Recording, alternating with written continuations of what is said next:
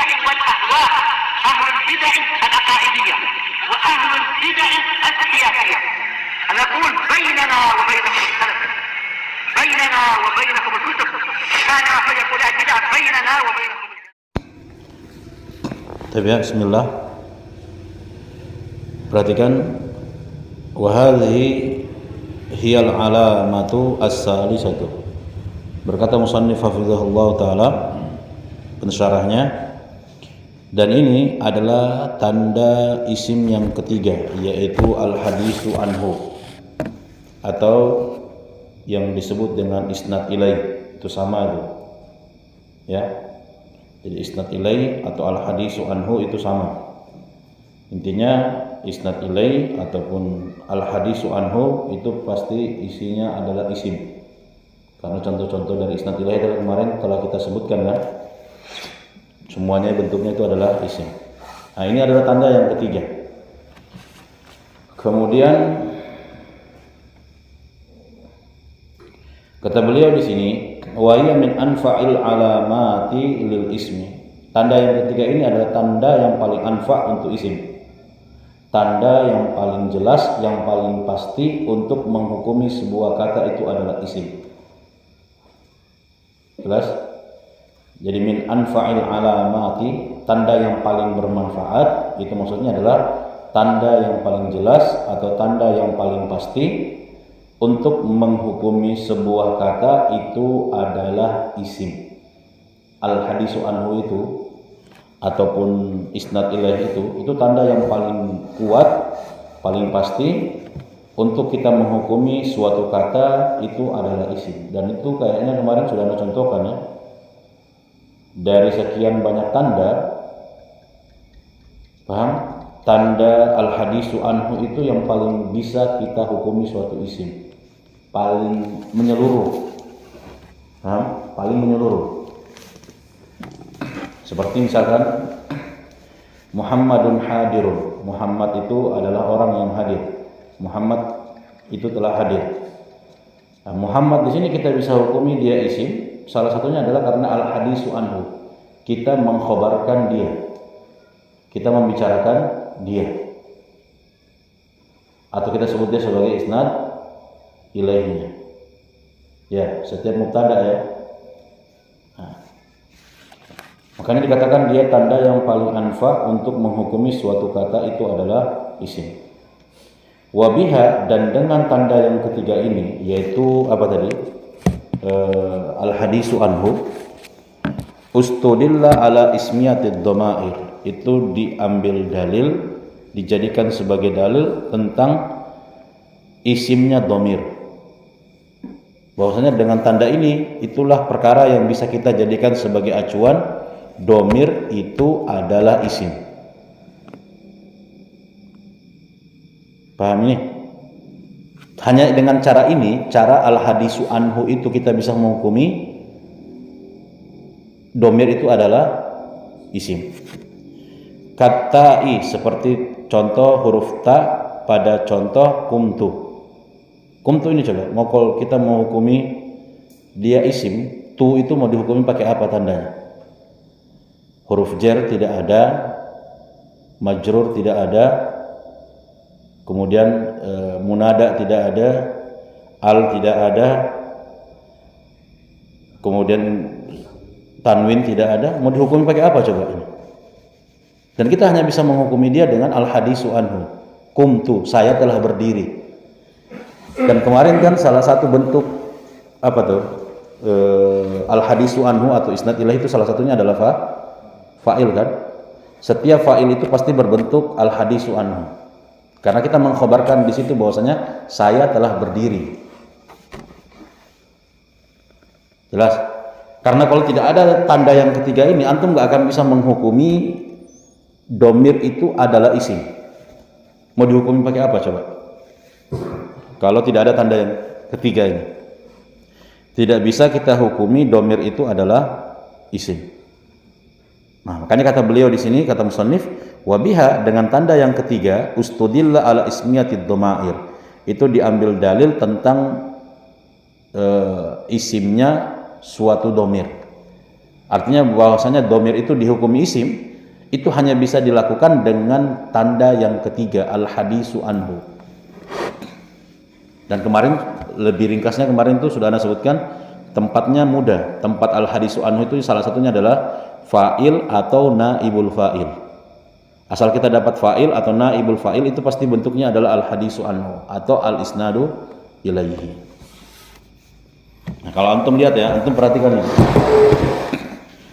Perkataan di atas itu al-isnadu ilaihi bima'na antan siba ilaihi ma tahsulu bihi al-fa'idah. Bentuknya isnad ilaihi itu kan yang pertama, salah satunya adalah fa'il ya. Fa'il atau naibul fa'il ya. Jelas? Fa'il atau naibul fa'il itu bentuk dari isnadu ilaihi atau al-hadisu anhu. Sampai sini paham? Nah, sekarang coba lihat apa definisi isnad ilaihi itu. Antan siba ilaihi, engkau menisbahkan kepada dia, yaitu kepada tu. Tu ini kan fa'il dari kata kumtu. Tu di situ kan kedudukannya sebagai fa'il. Jelas? Nah, dari kata kumtu ini, antan siba ilaihi, engkau menisbahkan, menyandarkan kepada dia sesuatu yang tahsulu bihi al-faidah, akan sempurna dengannya suatu faidah. Apa yang disandarkan kepada dia di sini? Fi'il qoma. Ya, fi'il qoma. Ketika tu digabungkan dengan koma, maka terhasilkanlah suatu faedah.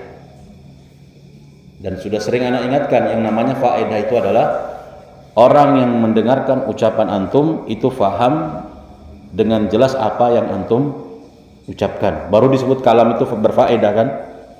Orang yang mendengarkan ucapan kita memahami dengan jelas apa yang kita sebutkan. Abu Akbar dihidupkan ayat itu. Coba tolong Harun, dicabut Harun.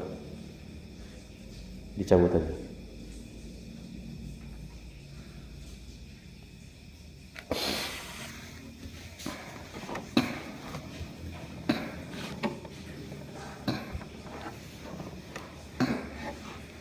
Sampai sini paham maksudnya kan? Isnad ilaihi, antan siba ilaihi ma tahsulu bihi al-faidah. Koma di sini itu adalah ma. Antan siba ilaihi, ilaihi itu adalah isnad ilaihi, itu fa'il. Ma itu adalah komanya. Paham? Yang dengan kedua ini ketika digabungkan terhasilkan faedah. Faedah yaitu apa? Orang yang mendengarkan ucapan antum paham apa yang antum ucapkan. Jelas? Bisa nggak antum maknakan itu tadi? Al-isnadu ilaihi bima'na antan siba ilaihi ma tahsulu bihi al-faidatu. Nah, contohnya ini. Domir ilaihi itu kembalinya ke isnad ilaihi, dan isnad ilaihi itu bentuknya adalah fa'il, berarti tu dia ya. Ilaihi itu tu maksudnya. Kalau untuk contoh tadi, ma itu adalah koma. Jadi kepada isnad ilaihnya antum sandarkan kepada isnadnya atau kepada musnadnya, yaitu koma, yang dengan perkara tersebut tahsulu bihi al-faidah, terhasilkan faidah. Artinya orang yang mendengarkan ucapan antum paham apa yang antum ucapkan. Bisa difahami gitu dengan jelas. Nah, begitu juga ini tadi al-hadisu anhu itu adalah tanda yang dijadikan sebab, dijadikan dalil bahwasanya domir itu adalah isim. Kenapa? Li'anna dhama'ira, dikarenakan domir-domir, artinya dikarenakan semua domir la taqbalu ayya alamatin min alamatil ismil ukhra. Dia itu tidak menerima tanda apapun dari tanda-tanda isim yang lain. Ya kan? Domir itu mana ada terima tanda isim selain daripada al-hadisu anhu. Jelas ini, tanwin tidak ada, huruf jar tidak ada, majrur tidak ada, munada tidak ada, al tidak ada, nggak ada, dia terima semuanya.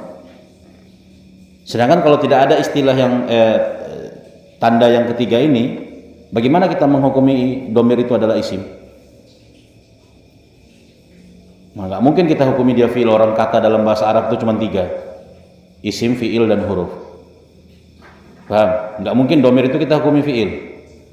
Lebih-lebih lagi kalau mau dihukumi huruf, nggak bisa. Maka dia dihukumi isim dengan tanda ini tadi, al-hadisu anhu. Kenapa? Li'anna ad-dhamaira la taqbalu ayya alamatin min alamatil ismil ukhra. Dia tidak menerima tanda dari tanda-tanda isim yang lain. Itu untuk al-ukhra. Al-ukhra itu dia sebagai naat, man'utnya itu adalah alamati, bukan al-ismi. Wa qad tadkhulu 'alaiha huruful jarri. Terkadang huruf jar itu bisa masuk kepada domir. Ya jelas ya, seperti bihi, bihima, paham? Bihim itu bisa kemasukan huruf jar. Huruf jar itu bisa masuk pada domir. Domir apa yang bisa kemasukan huruf jar? Domir jar muttasil, ya. Lakin laisa laha asarun zahirun. Akan tetapi dia nggak punya asar, punya pengaruh yang terlalu jelas, yang terlihat.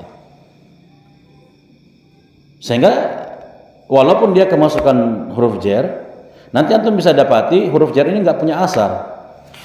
Huruf jar kan menjarkan kata setelahnya kan. Nah, tapi ternyata antum dapatkan misalkan ini, bihima.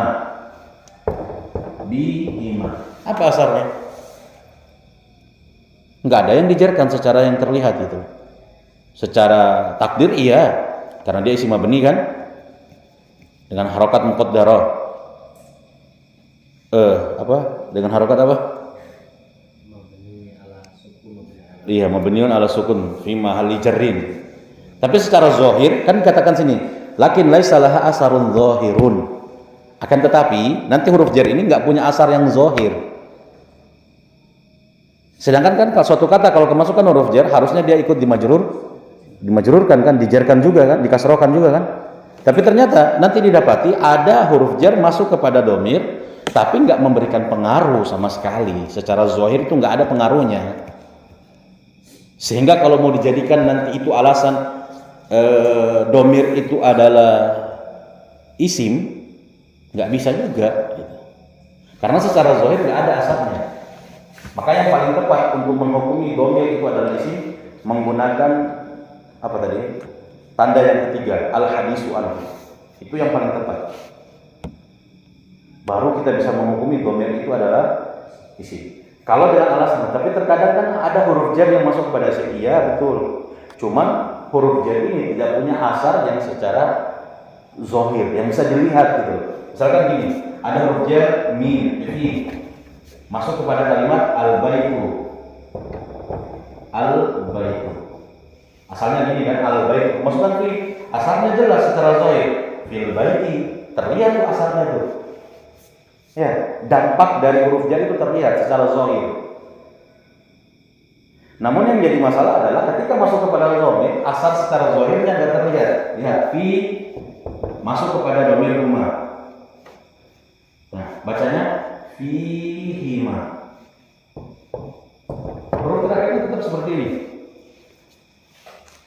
Nggak ada asarnya, nggak ada dampak pengaruhnya.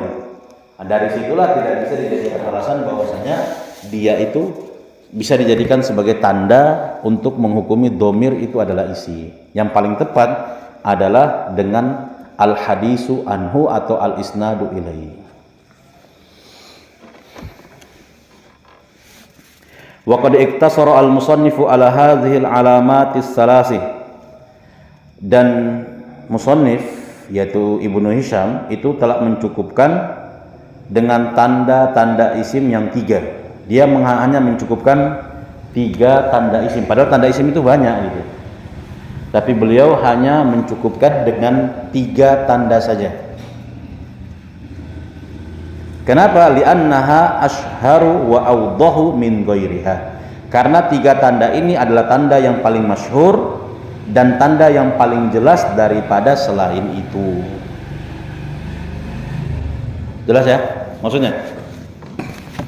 Ibnu Hisham dalam matannya menyebutkan tanda isim itu hanya 3. Fa'ammal ismu fayu'rafu bi'al karrajuli wa bitanwini karrajulin wabil hadisi anhu katain darabatu. Cuma 3 yang dia sebutkan. Sudah? Nah, dijelaskan sama pensyarah hafizahullah taala, musannif itu mencukupkan, musannif di sini maksudnya Ibnu Hisham. Ibnu Hisham mencukupkan dengan 3 tanda ini saja. Dikarenakan apa? Li'annaha, dikarenakan 3 tanda tadi itu asyharu, adalah tanda yang paling masyhur. Tanda yang paling terkenal yaitu 3 itu. Wa audahu, dan tanda yang paling jelas untuk menghukumi suatu kata itu adalah isim. Paling wadih min ghairiha, daripada selain daripada 3 tanda tersebut. Makanya Ibnu Hisham itu, karena memang kitab ini dikhususkan untuk pemula, Matan Qatur Nada itu dibuat untuk pemula, akhirnya Ibnu Hisham membuat yang ringkas, diambil mana tanda yang paling masyhur, tanda yang paling terkenal yang mana. Ternyata didapati 3 ini, itu al, tanwin, sama al hadisu anhu. Jelas? Nah, kenapa Ibnu Hisham memasukkan al hadisu anhu, tidak memilih tanda yang lain? Karena tadi Ibnu Hisham itu ingin menguatkan bahwasanya domir itu adalah isim, dan cara menghukumi domir itu adalah isim adalah al hadisu anhu. Karena kalau misalkan tanda ini tidak dimasukkan, mungkin orang akan bertanya, jadi domir itu bagaimana? Domir itu isim atau tidak? Kalau kita jawab isim, loh, tapi nggak ada tandanya. Makanya Ibnu Hisham menyinggung di matan sebagai bentuk acuan bahwasanya seseorang itu harus tahu, ya, al hadisu anhu itu adalah tanda yang paling jelas untuk menghukumi kata itu adalah isim, dan dengan al hadisu anhu juga dihukumilah domir itu sebagai isim. Ini yang disebutkan oleh pensyarah hafizahullah taala. 3 tanda itu ada tanda yang paling masyhur dan tanda yang paling wadih, tanda yang paling jelas daripada selain daripada 3 tanda tersebut. Antum lihat taklik nomor 1. Di sini musannif menambahkannya. Lil ismi alamatun ukhra. Minha, itu antum lihat ada ukhra di situ. Ukhra sebagai na'at kan? Paham? Dia enggak pakai akhar. Kenapa? Karena man'utnya itu muannas, makanya pakai ukhra. Alamatun ukhra, dari sisi jenis sama-sama muannas, dari sisi ta'yin sama-sama nakirah. Makanya tadi Anda bilang al ukhra di atas tadi itu na'at tapi man'utnya alamati, dan itu boleh. Paham ini? Man'ut itu nanti bisa diambil dari mudhaf ilaih, bisa diambil juga dari mudhaf, itu boleh. Nah, di sini beliau mengatakan isim itu memiliki tanda-tanda yang lain. Di antaranya adalah maji'ul kalimati majruratan. Ada suatu kata yang datang dalam keadaan dijerkan. Jadi kalau ada suatu kata yang didapati dalam keadaan dijerkan, maji itu artinya datangnya suatu kata dalam keadaan dijerkan. Jadi kalau ada suatu kata yang didapati dalam keadaan dijerkan, maka ingat kata itu adalah isim. Sawaun bil harfi, sama saja hukumnya, baik dia dijerkan dengan menggunakan huruf, awil idhofati, atau dia dijerkan dengan idhofah, dengan mudhof ilaih sebagai mudhof ilaih, awit tabi'iyah, atau dia majrur karena sebagai tawabi. Ingat, tabi'iyah itu maksudnya sebagai tawabi. Hukumnya sama. Yang penting dia majrur, maka dia dihukumi sebagai isim. Paham gak maksudnya? Sawaun bil harfi, baik majrurnya suatu kata tadi itu dengan huruf, jelas ini, awil idhofati, atau suatu kata dia majrur itu dengan idhofah, mudhof ilaih, maksudnya susunan mudhof ilaih, awit tabi'iyah, atau dia majrur itu karena dia sebagai tawabi, pengikut. Dan tawabi itu kan mengikuti hukum kata sebelumnya, ya. Kalau kata sebelumnya majrur, ya dia majrur. Antum lihat contoh nahwu zahabtu li ziyarati alimin jalilin. Terpenuhi enggak 3-3-nya di situ? Zahabtu li ziyarati alimin jalilin. Mana yang majrurnya dengan huruf? Ziyarati dia majrur dengan huruf karena kemasukan huruf jar. Mana yang majrurnya dengan idhofah? Alimin karena dia sebagai mudhaf ilaih. Paham ya? Mana yang majrurnya dengan tabi'iyah dengan tawabi? Jalilin karena dia sebagai na'at. Paham ini? Nah, baik dengan huruf, baik dengan idhofah atau baik dengan tabi'iyah sama hukumnya. Yang penting majrur dihukumi isim. Kalau bahasa di kitab-kitab dulu apa? Suatu kata dihukumi isim tandanya itu adalah ketika bisa dijarkan. Asal kata bisa dijarkan maka dia itu adalah isim. Tapi kan nggak terfikir sama kita, jar itu kan bentuknya bisa terjadi karena beberapa keadaan kan. Yang mungkin teringat sama kita, asal dia dijarkan berarti kan ada huruf jar. Padahal nggak harus. Suatu kata dijarkan itu nggak harus karena huruf jar. Bisa jadi iya huruf jar asalnya, kalau ada huruf jar dia dijarkan, atau bisa jadi karena dia sebagai mudhaf ilaih. Nggak ada huruf jar di situ tuh. Yang ada mudhaf. Atau bisa jadi karena dia sebagai na'at, sebagai tawabi, mau na'at ataupun yang lainnya. Ya kan? Atau ma'tuf, taukid atau yang lainnya tidak masalah. Yang penting masuk dalam kategori tawabi. Nah, di sini musannif kasih bahasa yang lebih luas supaya kita ingat datangnya suatu kata dalam keadaan jar itu punya 3 keadaan. Dia sebagai kemasukan huruf jar, yang kedua dia itu sebagai mudhaf ilaih, yang ketiga dia sebagai tawabi. Mau taukid, mau na'at, mau huruf ataf, apa satunya lagi? Atau badal. Yang penting masuk dalam bab tawabi. Jelas ya? Jadi zahabtu li ziyarati alimin jalilin itu 3 contoh, 3 bentuk jar itu semua ada di situ. Ziyarah dia majrur karena huruf, alimin dia majrur karena huruf mudhaf ilaih, jalilin dia majrur karena sebagai tawabi, sebagai na'at.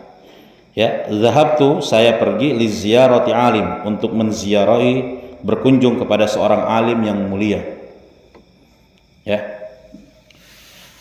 Atau tanda yang kedua di antara tanda yang lain dari tanda-tanda huruf suatu kata itu bisa dihukumi isim adalah munadatan. Dia itu bisa kemasukan huruf nida. Ya, bisa munada, bisa dipanggil. Munada itu maksudnya kan bisa dipanggil. Ketika suatu kata bisa dipanggil dengan salah satu dari huruf nida, maka suatu kata itu dihukumi adalah isim. Nahu ya Khalidu tahammal fi sayrika. Ya Khalidu, Khalid itu adalah isim. Loh, apa tanda isimnya? Karena dia didahului dengan huruf nida. Setiap kata yang bisa kemasukan huruf nida, maka kata itu dihukumi sebagai isim. Setiap kata yang bisa dipanggil, bisa munada, dia dihukumi sebagai isim. Ya Khalid, wahai Khalid, tahammal, yaitu perlahanlah fi sayrika dalam perjalanan, dalam perjalanan. Ya. Tahammal fiil, Anda baca? Oh, tahammal. Tamahal ya. Ya, perlahanlah.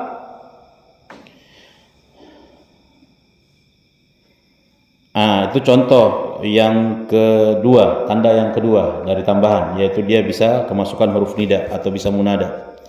Yang ketiga au mudhafatan atau mudhafatun. Tanda yang ketiga itu adalah dia bisa mudhaf. Ya, bisa sebagai mudhaf ilaih. Paham? Contohnya nahwu kitabu talibil ilmi jadidun. Buku penuntut ilmu itu jadidun, baru.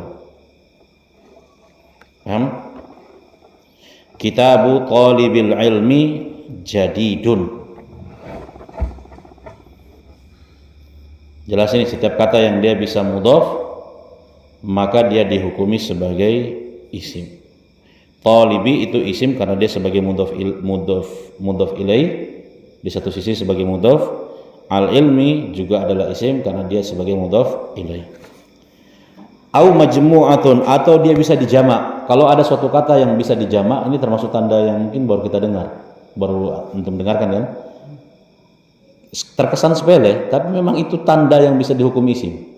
Mana ada kata lain yang bisa dijamak? Kalau ada suatu kata yang dia bisa dijamak, maka dia itu dihukumi sebagai isim. Contoh abwabur rizki katsiratun, pintu-pintu rezeki itu sangat banyak. Ya, pintu-pintu rezeki itu sangat banyak. Abwabu di situ isim. Kenapa? Karena dia adalah jamak taksir. Setiap kata yang bisa dijamakkan, maka dia dihukumi sebagai isim. Au musaggharatun, atau bisa ditasgir. Jelas ini? Kalau ada suatu kata yang bisa ditasgir, maka suatu kata itu dihukumi sebagai isim.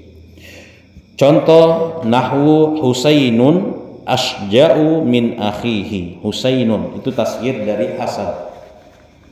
Ya. Husainun asja'u min akhihi. Husain dia lebih pemberani daripada saudaranya, saudara laki-lakinya. Husain itu adalah orang yang pemberani, lebih pemberani daripada saudara laki-lakinya.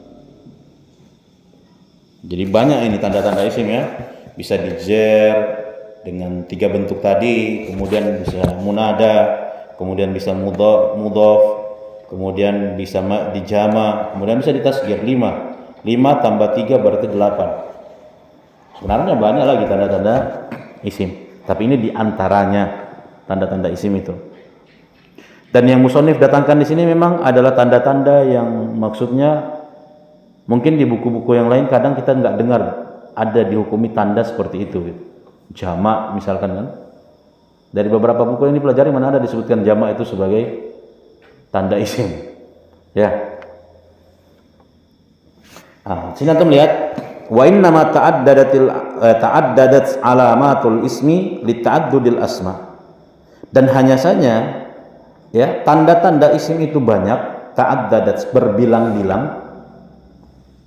Dan hanya saja tanda-tanda isim itu datang dengan bentuk yang banyak. Kenapa? Li ta'addudil asma, karena isim sendiri itu pun banyak bentuknya, berbilang-bilang bentuknya. Kalau antum lihat ya Pak, dari tanda isim sama tanda fiil, tanda isim itu adalah tanda yang paling banyak. Kalau fiil berapa sih tandanya? Kenapa seperti itu? Karena li ta'addudil asma, karena isim sendiri pun banyak bilangannya, berbilang-bilang bentuknya gitu. Isim kan banyak ya. Coba antum lihat dari kitab Mukhtarab ketika antum belajar isim. Isim ditinjau dari ini, isim ditinjau dari itu, isim ditinjau dari bangunan akhirnya, isim ditinjau dari tasgirnya, isim ditinjau dari sisi ta'yinnya. Bentuk isim itu banyak. Makanya tanda isim pun juga datang dengan bentuk yang banyak. Paham maksudnya? Wa inna ma ta'addadat alamatul ismi, dan hanya saja tanda-tanda isim itu berbilang-bilang, maksudnya datang dengan tanda yang banyak, li ta'addudil asma, karena isim sendiri pun berbilang-bilang bentuknya, jumlahnya pun banyak gitu. Fal alamatu, maka terkadang ada suatu fal alamatu qad tasluhu li ba'din minha wa la tasluhu li akhara. Paham? Dan maka ada suatu tanda qad tasluhu li ba'din, terkadang dia itu layak untuk sebagian isim, wala tasluhu li akhar, tapi enggak layak untuk sebagian isim yang lainnya. Jelas? Ada suatu tanda yang nanti dia itu bisa menjadi tanda layak untuk dijadikan tanda untuk sebagian isim, namun dia tidak layak untuk dijadikan tanda untuk sebagian yang lainnya. Paham maksudnya? Apa contohnya salah satunya? Tasgir. Kalau huruf jar hampir merata bisa dia masuk ya. Mau ditasgir pun dia bisa, mau dijamak pun dia bisa. Tapi tasgir, tanda isim kan salah satunya adalah tasgir. Coba tasgir. Kalau kita dapatkan kita begini, bukan dengan lafaz tasgir, bukan dengan fu'ailun, fu'ailun atau fu'ailun. Lafaz tasgir kan itu. Layak nggak kita hukumi suatu kata ini adalah isim dengan tasgir? Karena dia tasgir? Nggak layak, karena nggak ada tanda tasgirnya. Jadi makanya harus pindah ke tanda yang lain gitu. Itu maksud beliau. Ya. Fal alamatu, maka suatu tanda qad tasluhu li ba'din, terkadang dia layak untuk menjadi tanda untuk sebagian isim, wala tasluhu li akhar, namun tidak layak untuk dijadikan tanda pada sebagian yang lain. Contohnya tasghir. Tasghir itu tanda isim. Kalau ada suatu kata bisa ditasghir maka dipastikan dia isim. Cuman permasalahannya adalah ketika didapatkan pada contoh kata yang tidak ditasghir, bisa nggak kita letakkan itu tanda itu sebagai tanda isim? Nggak bisa. Tapi tanwin kita lihat tanwin kan tanda isim ya. Kita bisa nggak dihukumi sebagai isim dengan tanwin? Bisa. Sekarang kita lihat Husainun. Bisa nggak kita hukumi dia sebagai isim dengan tanwin? Bisa masuk kepada dua-duanya gitu loh. Ya, Husainun dihukumi isim kalau kita nggak ingat di pembahasan yang tadi, kita tahunya dia isim itu karena ada tanwinnya. Layak gitu. Tapi kalau tasghir misalkan, di sini bisa kita terapkan ini isim karena dia fu'ailun, ikut wazan fu'ailun. Tasghir nih. Coba terapkan ke sini ke kitabun. Layak nggak diterapkan? Nggak layak, nggak bisa. Nah, itu yang maksud beliau tadi. Ada sebagian tanda dia itu layak dijadikan tanda untuk sebagian isim, namun tidak layak untuk yang lainnya. Kama dzukira fi syarhi, sebagaimana yang disebutkan dalam syarahnya. Itu insyaallah mudah ya, bisa dipahami kalau itu insyaallah. Itu ana cukupkan, nanti kita lanjutkan di malam berikutnya. Malam berikutnya ikhwah, antum ana ulangi pembahasan itu tadi, tanda isim, dari tanda isim ini ana merojai sama matannya. Matan silakan disetorkan. Al kalimatu qaulun mufradun wa hiya ismun wa fi'lun wa harfun, fa ammal ismu fa yu'rafu bi al karrajuli wa bitanwini karajulin wa bil hadisi anhu kata'i darabtu. Itu kan matannya. Paham enggak maksudnya? Abu Aisyah yang mau disetor? Ya. Malam apa antum ronda Abu Aisyah? Malam Rabu. Apa sih itu? Habis belajar ngafal banyak-banyak untuk malam Jumat. Tapi ya, subhanaka Allahumma rabbana bihamdik asyhadu an la ilaha illa anta astaghfiruka wa atubu